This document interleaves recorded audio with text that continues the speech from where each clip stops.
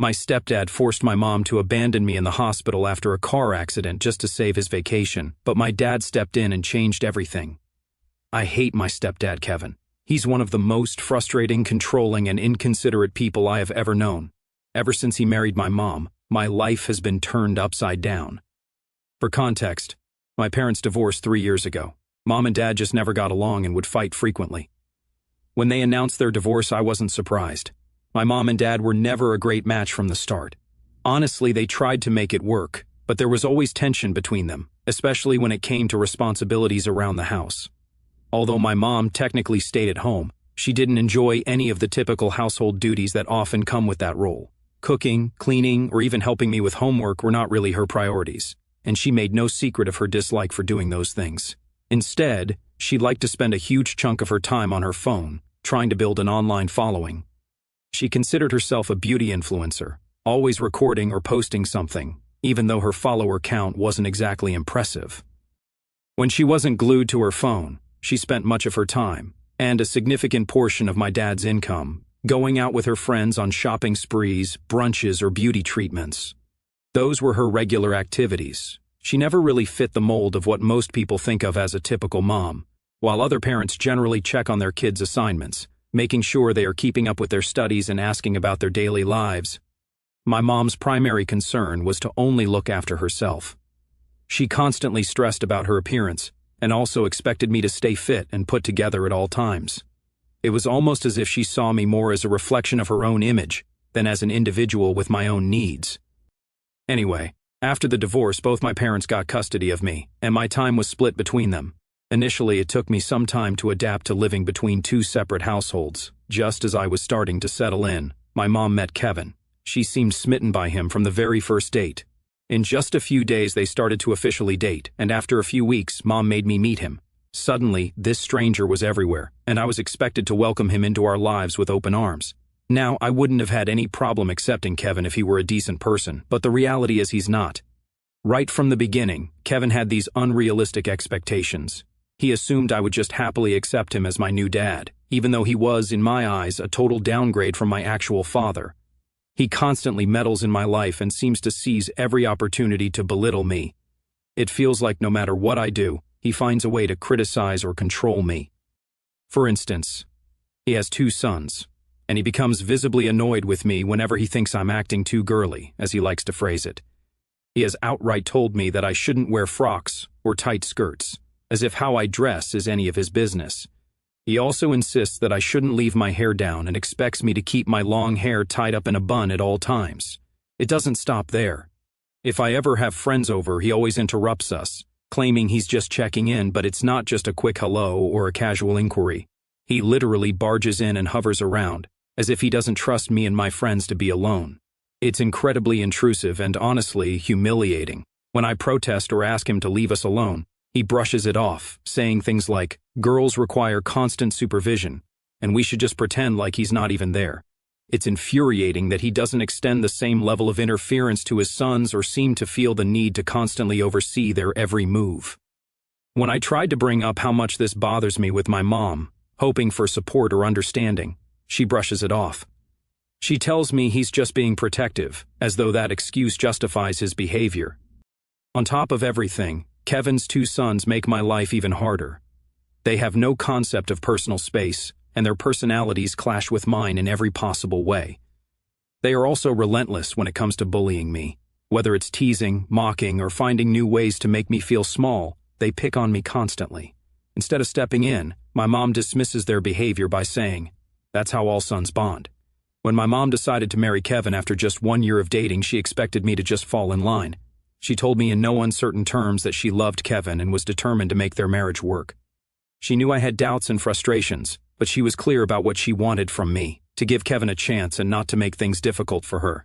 She urged me to accept him as part of our family. It felt like a lot to ask, especially given how fast everything was happening, but I wanted to support her and keep the peace, so I agreed to try. Since then, I've genuinely made an effort to accept Kevin and his sons. I've tried to go along with his routines and adapt to the changes, even though it's been far from easy. One of the things that bothers me most is how Kevin insists that I call him Dad. It doesn't feel right, and every time I say it, I can't help but feel resentment building up inside me. I already have a dad, and I don't want to replace him. Yet Kevin doesn't seem to understand or care that it's hard for me. But beyond the name, what's really painful is the shift in my mom's attention and priorities after her marriage. She seems more focused on Kevin's sons than on me. She spends more time with them, helps them with things she never did for me, and acts more like a mother to them than she ever has with me. I sometimes feel like I've lost my place in her life. She is only ever a mom to Kevin's sons now. I'd love to live with my dad, especially since he is generally more understanding, but he had to move away once he got a new job in another city, which paid him significantly better. He still visits me from time to time, but I stay with Mom full-time. Dad and I also talk on the phone regularly. He knows about some of the issues I have with Kevin and his sons because I've opened up to him about it. He's really supportive and has even tried to talk to my mom about the situation. I think he genuinely wants to help, but every time he brings it up, my mom shuts him down. She tells him to back off and insists that he shouldn't interfere in her marriage. Over the years, I've done my best, despite everything, to adjust to life with my new family. I've really tried to make an effort with Kevin and his sons, hoping that if I stayed patient and open, we could build some kind of positive relationship. But despite my efforts, I still feel invisible in my family. This year, Kevin unexpectedly received a promotion at work. When he came home, he proudly announced that he'd be treating all of us to a family trip. The news had us all excited, especially since it had been so long since we'd gone on a vacation together. He and Mom picked the place and booked tickets and accommodations for all of us. But, as luck would have it, just one day before our trip, I got into a car accident with my mom. We were driving home after shopping for a few outfits for the upcoming vacation when, out of nowhere, another car slammed into us from behind. It wasn't a massive collision, but it was enough to throw us off and cause some injuries. My mom was mostly okay, aside from a few scrapes and bruises here and there, but I wasn't so lucky. I ended up with a broken arm and a concussion from the impact. The ambulance was called, and before I knew it, I was being admitted to the hospital. When Kevin first heard about our accident, he rushed to the hospital, looking concerned. At first, I thought he was genuinely worried about me and my mom, that he was showing up because he cared about our well-being. But then he kept bringing up the trip, obsessing over whether or not we'd still be able to go and worrying that the money he'd spent would go to waste. The doctors eventually informed us that, due to my concussion, I'd need to stay in the hospital for a few days for observation. They wanted to make sure I was okay before clearing me to go home, but travel was definitely off the table for me. Kevin looked at me, frustrated, as if it was my fault for getting into the accident and wasting his money. Since I had to stay in the hospital, my mom half-heartedly offered to stay back with me. It gave me a glimmer of hope that she'd choose to support me during such a difficult time. However, Kevin was quick to jump in, arguing that since our plane tickets were already paid for, we were already losing money with me not going, and that it wouldn't make sense for my mom to also waste even more money by staying behind. He then turned to me and told me that, at my age, I should be perfectly capable of staying at the hospital alone for a few days. He pointed out how safe the hospital was, with doctors and nurses on call 24/7, implying that I had nothing to worry about. Kevin then went on to insist that, once I was discharged, he'd arrange for a babysitter to stay with me at home. I argued with him that I wasn't comfortable staying at the hospital alone or having a babysitter take care of me back home. I begged my mom to stay with me instead. My mom did try to stand up for me, telling Kevin that it wasn't right to just leave me alone in the hospital. She knew that this was wrong. However, Kevin still pushed back. He kept arguing that my mom's presence was unnecessary and that her staying would only mean sitting by my side and doing nothing productive. The whole day he made it sound as though her presence was useless, ignoring the emotional support she could actually provide. For him, not wasting his vacation money was more important than anything else. Clearly, he didn't see me as his real child, so he just didn't care about how I felt or what happened to me. I tried to plead that, at 15, I shouldn't be left alone in the hospital. I was scared and in pain, and the idea of going through all of this without any family member around was overwhelming. I suggested a compromise, saying that maybe Mom could call my dad to come down and stay with me while she and Kevin would be gone. Sure, it would take a little time for him to get here since he lives in another city, but I was confident he'd come in a heartbeat if he knew I was hospitalized. I thought this could be a way for them to still go on their trip while making sure I wasn't alone, but Kevin shot the idea down almost immediately. He dismissed my concerns, saying I was being silly and making a big deal out of minor injuries. He brushed off my suggestion of calling my dad, claiming it would only make him worry unnecessarily. According to Kevin, there was no need to disrupt anyone else's plans over something as trivial as a concussion and a broken arm. injuries that would heal just fine with a few days of hospital rest. In the end, Kevin's pressure worked. I looked at my mom, hoping she'd stand her ground and insist on staying with me, but as usual she gave in to Kevin rather than fighting for what I needed. She agreed to leave. She stayed with me for only one night, which brought me some comfort. I clung to the hope that maybe, after seeing how vulnerable I felt, she would realize I needed her there. But the next day, Kevin showed up at the hospital to pick her up, eager to head off on the trip as planned, without any consideration for how I was doing. After my mom left me alone at the hospital, I felt abandoned and betrayed. After just one day of being there by myself, I couldn't hold back the tears anymore. One of the nurses noticed me crying and, after realizing that I didn't have anyone around to check on me, she kindly offered to call my mom. I told her it was fine, that they probably wouldn't answer anyway, but she insisted, so I gave her my dad's number. I was half expecting that my dad might scold me or tell me, just like my stepdad had, that I was overreacting, and that being alone in the hospital wasn't a big deal. But the moment my dad picked up the phone and was informed by the nurse about my situation, he was immediately concerned. He sounded more worried than I had heard him in a long time, and asked me if my mom had really gone off on the trip without me. I explained the whole situation, telling him how Kevin had insisted it was fine to leave me because he didn't want the trip money to go to waste, and how Mom had ultimately agreed to go along with it. My dad was furious. As I told him everything, he went quiet, but I could feel his anger simmering. He then told me that my mom had only mentioned we'd been in a minor fender bender, downplaying the entire situation. She hadn't mentioned a single word about my broken arm, or my concussion, or that she and Kevin would be leaving me alone in the hospital. According to what she told him, there was nothing to worry about, so he hadn't felt the need to reach out to me. Hearing that Mom had knowingly lied about my situation to Dad made me feel even more hurt and betrayed. My dad immediately assured me that he was going to come over as soon as possible. He told me he'd drop everything and drive over to the hospital and stay with me, no matter how long it would take. For the first time since I'd been admitted, I felt a sense of relief, knowing that my dad was coming to be by my side and that, finally, someone was taking my situation seriously. As I sat there waiting, I realized just how much I needed that kind of support in my life. Within just 2 hours, my dad arrived at the hospital, and seeing him walk through the door felt like a huge weight had lifted off my chest. I started to cry as he hugged me and reassured me that everything was going to be okay. He then immediately went to speak with my doctors, making sure he understood every detail of my injuries. I could see the relief on his face when he confirmed that, while my injuries were painful and serious, they weren't life-threatening. He was very regretful for not being there for me sooner, and for not questioning my mom's version of events. He told me he regretted trusting that everything was fine without checking in on me directly, and it was clear that he was beating himself up over it. Obviously, my dad's anger toward Kevin was palpable. He was furious that my stepdad had the audacity to treat my needs so casually, and then chose to go on a trip rather than ensuring I was taken care of. The lack of respect and care Kevin showed by leaving me to manage alone in the hospital revealed just how little I mattered to him. His actions spoke volumes, making it clear that, despite being in a relationship with my mom, I was nothing more than an inconvenience to him. My dad tried to call Mom and Kevin, but neither of them picked up his calls. This made Dad even more furious, and he swore up and down that he was going to teach Kevin and Mom a lesson for abandoning me like this. Over the next 2 nights, my dad stayed right by my side, having taken leave from work to make sure I wouldn't be alone. He didn't leave me for a moment until I was finally discharged. Even then, he wasn't comfortable with me going back to Kevin's house, where I'd be left with just a babysitter until everyone returned. Instead, he insisted I come home with him, so I agreed. Once I settled in at my dad's place, he tried reaching out to Mom again. She claimed she had missed his earlier calls because she was having so much fun with Kevin and his sons. Hearing this only fueled his anger more, and he didn't hold back.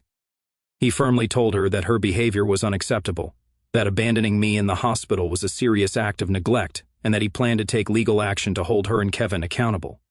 He even mentioned taking her to court if necessary, so she could even lose custody of me, making it clear that he was prepared to report both her and Kevin for their actions. Since then, my phone has been constantly buzzing with calls and texts from both Kevin and my mom. Instead of acknowledging what they did or expressing any sort of apology, they've been sending message after message, accusing me of ruining their vacation by telling my dad about my situation. Kevin has even gone as far as to say that all I had to do was keep my mouth shut and quietly stay in the hospital without making a fuss. According to them, everything would have been fine if I had just complied with them. Am I the asshole for throwing my mom and stepdad under the bus? Update 1 for everyone asking, now that I've had some time to think about it and have talked to my dad. I realized that there have been so many times over the years that Kevin and Mom neglected me, and I just let it happen. I stayed quiet, hoping things would change, but they never did. It's hard to admit, but I allowed myself to be pushed aside for their convenience. And now, looking back, I can't believe I tolerated it for so long. For example, Kevin frequently undermined my relationship with my dad. He would constantly make negative comments about him, saying things like he was a deadbeat or a loser compared to him. This was because Kevin strongly believed my dad wasn't a good husband to my mom, and hence, he had the right to bash my dad. Mom also never asked him to stop. Whenever I had issues at home or tried to talk to Mom about them, Kevin always dismissed my feelings by telling me that I make a big deal out of things, or that I'm just too sensitive because I'm a girl. He often claimed that this was why he's so lucky to have only sons. Kevin constantly shows favoritism toward his sons, even in the smallest day-to-day interactions. He doesn't mind giving them money for any expense they have without hesitation. But whenever I ask my mom for anything, Kevin interrogates me with countless questions. He constantly claims that I'm buying unnecessary things and wasting money, even though it's not even the money that I spend to begin with. It's my dad's money, so I'm allowed to spend it however I want. Despite being in the same house, we never spent quality time together as a family. Kevin and Mom would often make plans with his sons and leave me out, claiming they didn't want to bother me or that they wanted to spend some quality time together without me. This often left me feeling abandoned and unimportant. They would go out for dinner or do things that they enjoyed without considering that I might want to be included. This is probably why I was so excited to join them on the vacation, because they rarely ever included me in their plans. Kevin and Mom also don't like to celebrate my birthdays. They always tell me that since Kevin's sons don't make a big deal out of their birthdays, I shouldn't expect much either. It's like they believe I don't deserve any special attention just because it's not their way. And when it comes to gifts, I end up getting things that I don't even like or use, as if they don't care enough to put any thought into what I would actually enjoy. Whenever I was struggling with school, Kevin would say things like, "You're just lazy, that's your problem," or "Why do you even bother with that stuff?" Instead of asking what was going on or offering help, he made it about how it inconvenienced him. Mom, on the other hand, would just stay silent, not offering any comfort or words of encouragement, even though she knew how much it was affecting me. Update 2. So, my dad did report Mom and Kevin to Child Protective Services, CPS. It wasn't a decision he made lightly, but he felt it was necessary to ensure that what had happened wasn't overlooked. He couldn't just sit back and let them treat me like that, leaving me behind in the hospital without a second thought. When Kevin and my mom returned home, they were contacted by CPS officials. They had to answer a whole bunch of questions, explaining the situation, their actions, and their decision. I'm sure it was a wake-up call for them, one they probably weren't expecting. But the authorities agreed with my dad that leaving me behind in the hospital, especially after being injured, was unacceptable. They acknowledged that I had been neglected in a way that put my well-being at risk. Later, my mom called me. She wasn't exactly happy, and I could tell from her tone that she was upset at me. She told me that I had pushed both her and Kevin into a lot of trouble by involving CPS. It felt like she was blaming me for what happened, but I knew I hadn't done anything wrong. She warned me that CPS would be reaching out to me next to get my side of the story. My mom then continued to strongly urge me to lie to the authorities, telling me that if I didn't, then I could end up being taken away from her, and she would lose custody of me. I argued with her that I wasn't comfortable lying to the authorities and that maybe she should have thought of the consequences of her actions when she abandoned me at the hospital that day. Mom then tried to guilt me, saying things like how she had given me years of her life and that I needed to show my loyalty to her this time. She made it sound as if I was somehow going to betray her by being honest with the authorities, as if I was the one at fault for everything that happened. But what really struck me was when she told me that lying would also protect Kevin and his sons. She explained that the CPS investigation could end up causing problems for Kevin, especially with his ex-wife. His ex-wife might find out and use this as ammunition to make Kevin pay for it. I just shook my head as I realized how my mom seemed more concerned about my stepdad's reputation and her own than about what I had been through. Not once did she ask me how I was doing or if I had recovered. Meanwhile, she continued to beg me, pleading with me to lie and protect her family. I couldn't take her selfishness anymore. I stood my ground and told her in no uncertain terms that I didn't care how this would affect her and Kevin, but I would not be lying to the authorities. I told her that I would be telling them exactly what had happened, and I wouldn't be covering up anything for anyone. If this meant she and Kevin were in trouble, then so be it. They were the adults here. They were the ones who had messed up, so I wasn't going to protect them from the consequences of their actions. My mom yelled at me some more and called me names, but I didn't give in. Ever since then, I feel guilty. However, I think I'm doing the right thing. Update 3. It's been almost 2 weeks since my last update. I have talked to the authorities and told them the truth. For now, I will be staying with my dad. My dad has been looking into schools so I can stay with him here permanently. I have to say that it feels nice to live with him. Mom has continued to try to guilt trip me, but there's nothing else that she can do for now. She has been given a warning by CPS. Mom clearly neglected her responsibility to me, and that could not be ignored.